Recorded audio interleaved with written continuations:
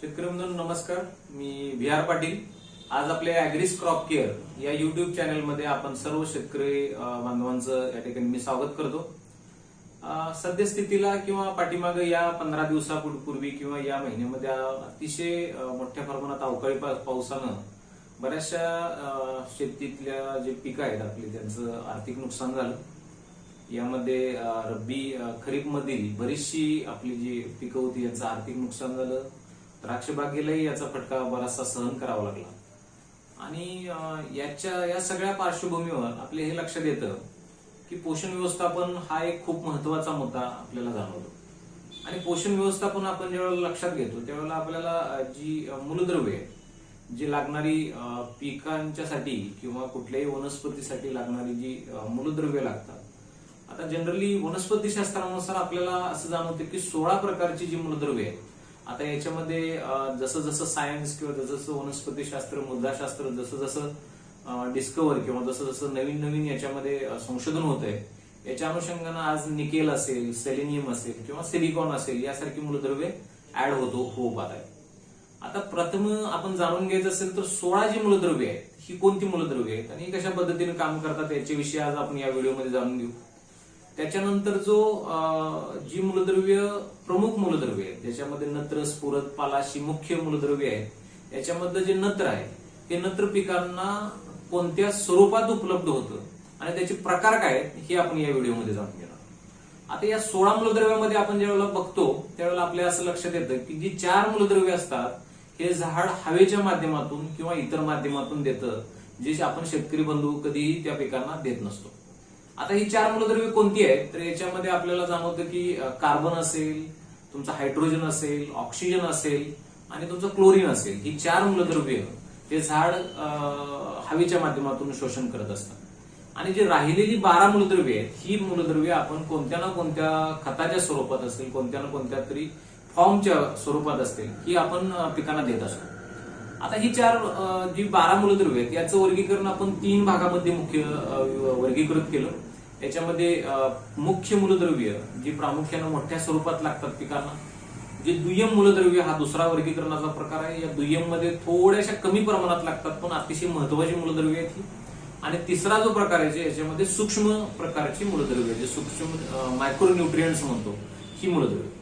आता पहिल्या प्रकारामध्ये जर बघितले तर मुख्य मूलद्रव्यामध्ये आपल्याला जाणवतं की NPK ज्याच्यामध्ये नत्र आहे, स्फुरद आहे, पालाश आहे या प्रकारची मूलद्रव्ये आपल्याला जाणवतात.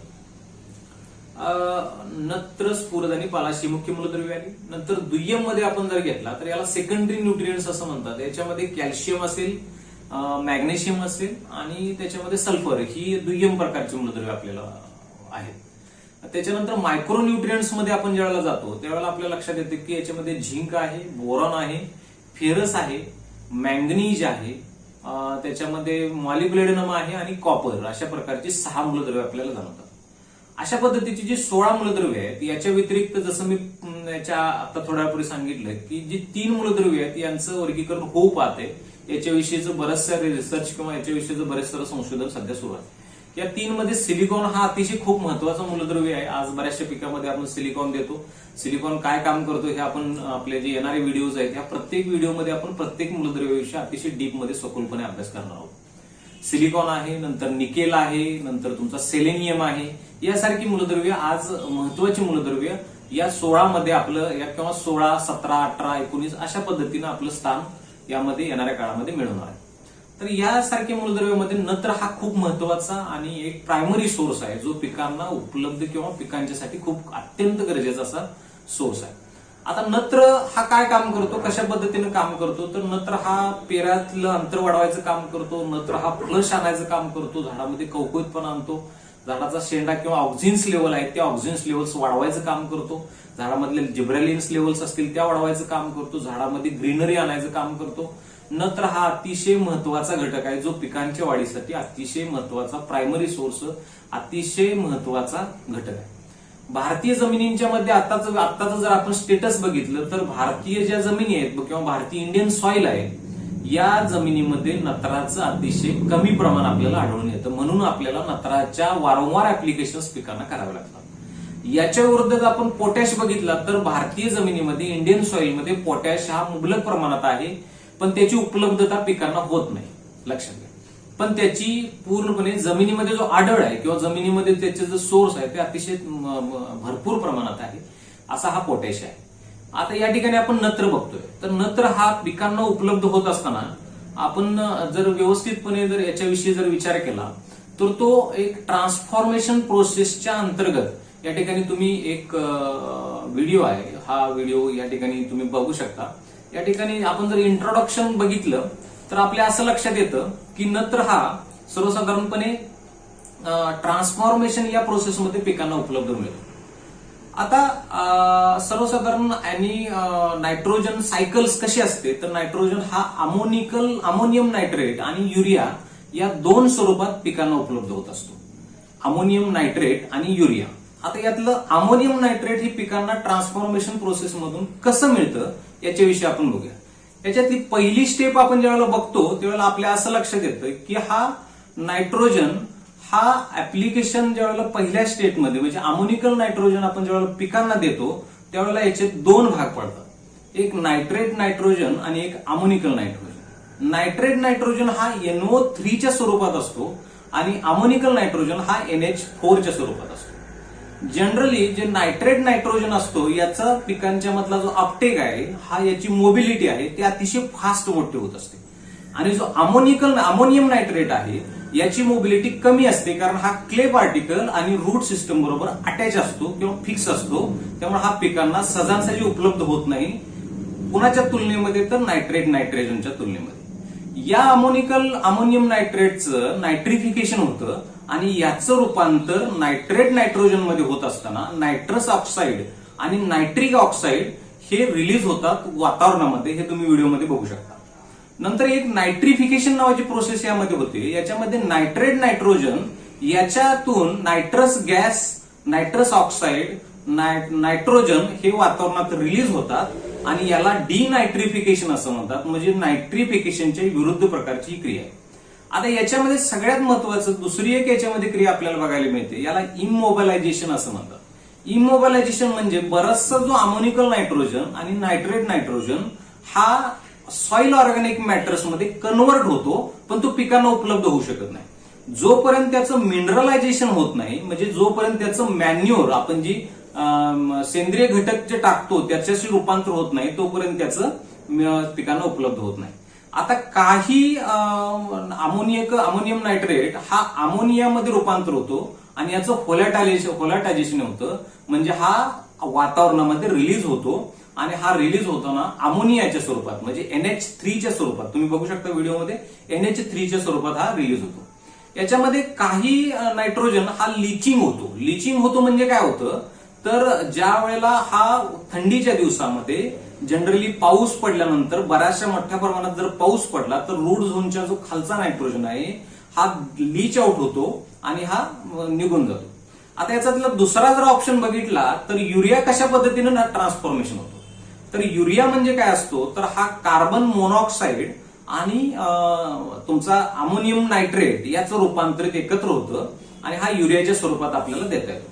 आता युरियाच्या स्वरूपात ज्या वेळेला देता येतो त्यावेळेला सगळ्यात महत्वाचं हा कार्बन डायऑक्साईड रिलीज होतो. युरिया ज्या वेळेला जमिनीत दिला जातो त्यावेळेला हायड्रोलिसिस होतं, म्हणजे काय होतं, तर हायड्रोजन दोन बॉन्ड एकत्र येतात आणि कार्बन डायऑक्साईड हवेमध्ये रूपांतरित होतो किंवा हवेमध्ये तो बाहेर पडतो आणि याच्यापासून अमोनियम नायट्रेट म्हणजे बघा अमोनियम नायट्रेट पुन्हा इथं तयार होतो युरियापासून.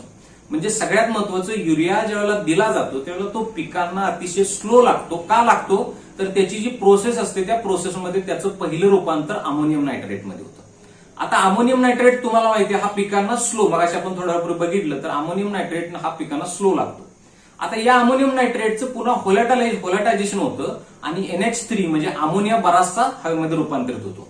पुन्हा याचं नायट्रिफिकेशन होतं अमोनियम नायट्रेटचं आणि नायट्रस ऑक्साईड आणि नायट्रिक ऑक्साईड हे दोन गॅस रिलीज होतात आणि याच्यापासून अमोनियम नायट्रेट तयार होतो आणि हा अमोनियम नायट्रेट पिकांना मोठ्या प्रमाणात उपलब्ध होतो. अमोनियम नायट्रेट हा एक असा सोर्स आहे तो पिकांना इझिली उपलब्ध होत असतो आणि अमोनियम नायट्रेट हा असा एक सोर्स आहे, लक्षात घ्या, नायट्रेट नायट्रोजन म्हणजे NO3 हा पिकांना इझिली उपलब्ध होणारा, सहज गतीने उपलब्ध होणारा सोर्स आहे आणि अमोनियम नायट्रेट हा पिकांना सहजासहजी उपलब्ध होत नाही. आता हा नायट्रिफिकेशनची क्रिया होते, याच्या बरोबर विरुद्ध नायट्रेट नायट्रोजन डिनायट्रिफिकेशन होते. म्हणजे याच्यापासून काय तयार होतो आणि हे कशामुळे तयार होतं, तर सॉइल बॅक्टेरिया, नायट्रस गॅस तयार होतो, नायट्रस ऑक्साईड, ह्या सगळ्या क्रिया होतात, नायट्रोजन रिलीज होतो आणि यामुळे डिनायट्रिफिकेशन होतं. आता हे डिनायट्रिफिकेशन होत झाल्यानंतर काय होतं, तर मगाशी जसं क्रिया झाली तशी इमोबिलायझेशन आणि मिनरलायझेशनची क्रिया होती. इमोबिलायझेशन म्हणजे ज्यावेळेला हा नायट्रेट नायट्रोजन आणि अमोनिकल नायट्रोजन हा जमिनीतल्या शेणखत असेल किंवा जे सेंद्रिय घटक आहेत यांच्याबरोबर क्रियान्वित होतो आणि सॉइल ऑर्गॅनिक मॅटर्स किंवा जे कार्बन आहे तो कार्बन वाढतो आणि अशा पद्धतीने ती क्रिया होत असते. आता लिचिंग ही प्रोसेस अशी आहे ज्यावेळेला अतिशय मोठ्या प्रमाणात पाऊस पडतो, मोठ्या प्रमाणात ह्या सगळ्या गोष्टी आपल्याला बघायला मिळतात, त्यावेळेला रूट झोन मधला असेल किंवा जमिनीतला असेल तो नायट्रोजन काय होतो, तर लीच आउट होतो, म्हणजे वाहून जातो. आणि हा लीच आउट होऊ नये म्हणून सगळ्यात महत्वाचं असं आहे. आता या ठिकाणी आपण जर कन्क्लुजन आपण जर काढायचं बघितलं तर या ठिकाणी आपल्याला असं लक्षात येतं की हा जो नायट्रोजन आहे यात सगळ्यात महत्वाचा नायट्रोजन आहे नायट्रेट नायट्रोजन, जो पिकाला इझिली आणि अगदी सोयीस्कररित्या सोप्या पद्धतीनं पिकांना उपलब्ध होतो. दुसरा आहे तो अमोनियम नायट्रेट आहे. हा अमोनियम नायट्रेट पिकांना उपलब्ध होतो पण तो सॉइलच्या क्ले पार्टिकल असतील किंवा रूट झोन असतील याच्याबरोबर बाइंड होतो आणि तो पिकांना उपलब्ध होण्यासाठी थोडासा वेळ लागतो किंवा कालावधी लागतो. किंवा या अमोनियम नायट्रेटचं पुन्हा नायट्रिफिकेशन होतं आणि नायट्रेट नायट्रोजन तयार होऊन तो पिकांना उपलब्ध होतो. आणि सगळ्यात महत्वाचा जो आपला युरियाचा सोर्स आहे, लक्षात घ्या, या युरियाचा सोर्स हा पिकांना का लेट लागतो किंवा हा पिकांना उपलब्ध का लवकर होत नाही, तर याचं पहिल्यांदा अमोनियम नायट्रेट मध्ये रूपांतर होतं. अमोनियम नायट्रेट मध्ये रूपांतर झाल्यामुळे याच्यापासून काही अमोनिया रिलीज होतो, पुन्हा नायट्रस ऑक्साईड, नायट्रिक, हे तुमचा नायट्रोजन, हे सगळं रिलीज होतात आणि हे सगळं रिलीज झाल्यामुळे काय होतं, तर याच्यातून पुन्हा तुमचा नायट्रेट नायट्रोजन तयार होतो आणि तो पिकांना इझिली उपलब्ध होतो. आता ही सगळी सायकल सांगण्यापाठीमागचं माझं एकच कारण आहे की हे जे फॉर्म्स आहेत, आज नायट्रेट नायट्रोजन असेल, अमोनिकल नायट्रोजन असेल किंवा तुमचं युरिया असेल, हे आज बाजारात उपलब्ध आहे. शेतकऱ्यांनी किंवा आपण ऍज ए शेती करत असताना हा कसा वापरावा हा खूप महत्वाचा मुद्दा आहे. लक्षात घ्या, ज्या वेळेला नायट्रोजनची गरज असते त्यावेळेला तुम्हाला हे तिन्ही फॉर्म मार्केटमध्ये किंवा बाजारात आज उपलब्ध आहे. हा कोणता फॉर्म तुम्ही वापरायचा आहे हे पिकांची परिस्थिती, पिकांची स्थिती आणि वातावरणात होणाऱ्या बदल याच्यावरती खूप अवलंबून आहे. आता यात सगळ्यात महत्वाचा मुद्दा आहे की नायट्रेट नायट्रोजन हा कसा उपलब्ध होतो, तर हा कॅल्शियम नायट्रेटच्या माध्यमातून असतो किंवा हा नायट्रेट जे फर्टिलायझर्स आहेत, नायट्रस ऑक्साइड्स असतात, ऑक्साइड्स फॉर्म्युलेशन्स असतात, याच्यातून हा इझिली किंवा सहजगत्या उपलब्ध होत असतो. लक्षात घ्या. आता जो अमोनियम नायट्रेट आहे जो 1231 मध्ये आहे, 1261 मध्ये आहे, त्याच्यानंतर 1232-16 मध्ये आहे, 24-24-0 मध्ये आहे, हा अमोनिकल नायट्रोजन आहे. हा नायट्रोजन शेवटी पिकांना उपलब्ध होत असताना टप्प्याटप्प्यानं उपलब्ध होतो किंवा याचा जर पिकांना गरज असेल तर थोडासा कालावधी हा रिलीज होण्यासाठी लागतो. आणि जो युरिया आहे हा युरिया तो आपल्याला पिकांना ग्रॅन्युल स्वरूपात देता येतो आणि हा रिलीज होण्यासाठी काही दिवस किंवा काही आठवडे लागतात.